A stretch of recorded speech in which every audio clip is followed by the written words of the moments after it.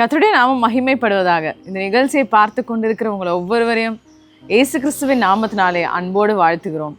இன்றைய நாளின் கிருபையின் வார்த்தை எபேசியர் 5ஆம் அதிகாரம் 16ஆம் வசனம் இப்படியாக சொல்கிறது: நாட்கள் பொல்லாதவைகள் ஆனதால் காலத்தை பிரயோஜனப்படுத்தி கொள்ளுங்கள். காலத்தை பிரயோஜனப்படுத்தி கொள்ள வேண்டும். ஏனென்றால் நாட்கள் பொல்லாததாக இருக்கிறது. ஆம் தேவ பிள்ளைகளே, நாம் வாழ்கிற இந்த காலம் பொல்லாத காலமாக இருக்கிறது. பொல்லாங்கனினாலே நிறைந்து காணப்படுகிறது.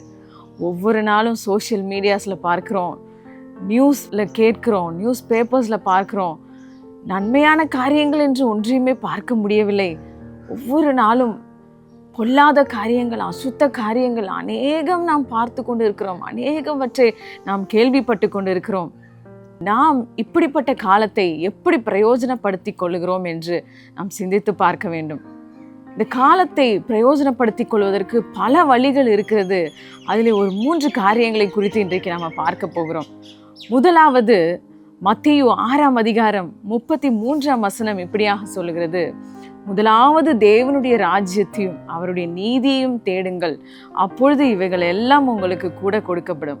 ஆம் தேவ பிள்ளைகளே, ஒரு நாளை ஆரம்பிக்கும் பொழுது முதலாவது நாம் தேவனுடைய ராஜ்யத்தை தேடுகிறவர்களாக, தேவனுடைய சமூகத்திலே நேரத்தை செலவிடுகிறவர்களாக எழும்பி ஜெபித்து அவருடைய பாதத்திலே அமர்ந்து அவருடைய வார்த்தைகளை தியானித்து அப்படியாக ஒரு நாளை நம்ம ஆரம்பிக்க வேண்டும். இன்னைக்கு அநேகர் பார்க்கும் பொழுது அதிகாலையிலேயே எழும்பி செல்ஃபோனை எடுத்து ஃபோனை பார்த்து கொண்டு நேரத்தை கழித்து கொண்டு இருக்கிறார்கள். இது கடைசி காலம். பிசாசானவன் எவனை விழுங்கலாம் என்று அவன் கெர்ச்சிக்க சிங்கத்தை போல வகை தேடி சுற்றி திரிகிறான். நம்முடைய நேரத்தை பறிப்பதற்காக பிசாசு எத்தனித்து கொண்டிருக்கிறான்.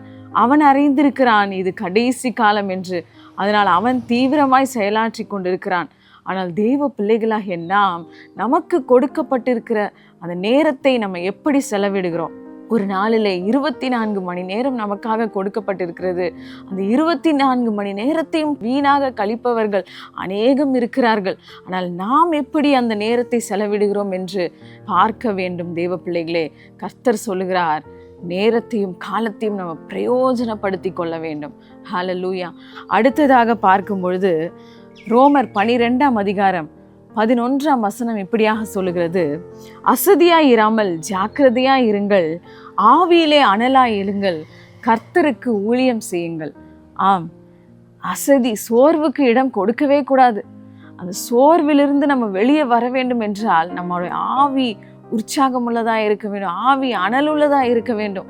இன்னைக்கு அநேகர் ஆவியை அவித்து போட்ட ஒரு ஜீவியம் வாழ்ந்து கொண்டு இருக்கிறோம்.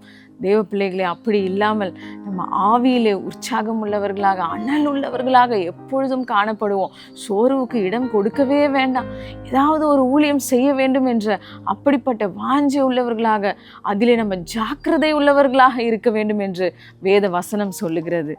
அடுத்ததாக பாருங்க, கொலோசேயர் 4ஆம் அதிகாரம் 5ஆம் வசனம் இப்படியாக சொல்லுகிறது: புறம்பே இருக்கிறவர்களுக்கு முன்பாக ஞானமாய் நடந்து காலத்தை பிரயோஜனப்படுத்தி கொள்ளுங்கள். ஆம் தேவ பிள்ளைகளே, புறம்பே இருக்கிறவர்கள், நம்மை பார்க்கிற மற்ற ஜனங்கள் இடறி போகாதபடிக்கு நாம் ஞானமாய் நடக்க வேண்டிய காலத்திலே வாழ்ந்து கொண்டிருக்கிறோம். இந்த கடைசி காலத்தில் சபைகளுக்குள்ளாகவும் ஒருவர் தவறு செய்யும் பொழுது அதை பார்த்து அநேகர் விழுந்து விடுகிறார்கள், இடறி போகிறார்கள். அப்படிப்பட்ட காரியத்தை நாம் செய்யாமல் நாம் எப்பொழுதும் ஒரு சாட்சியுள்ள ஜீவியம் வாழ ஞானமாய் இருக்க வேண்டும் என்று வேத வசனம் சொல்லுகிறது. ஆம் தேவ பிள்ளைகளே, காலத்தையும் நேரத்தையும் வீணாக செலவிடுகிறவர்களாக இல்லாமல் கர்த்தருடைய பார்வையிலே அதை ஜாக்கிரதையுடையவர்களாக நம்ம செலவிடுவோம். அதை பிரயோஜனம் உள்ளவர்களாக செலவிட பழகி கொள்ளுவோம். இந்த கடைசி காலத்தில் கர்த்தர் நம்மோடு இருந்து நம்முடைய நேரத்தை நம்ம பிரயோஜனப்படுத்தி கொள்ள நமக்கு உதவி செய்வாராக. கர்த்தர் தாமே நம்மை ஆசீர்வதிப்பாராக. ஆமென்.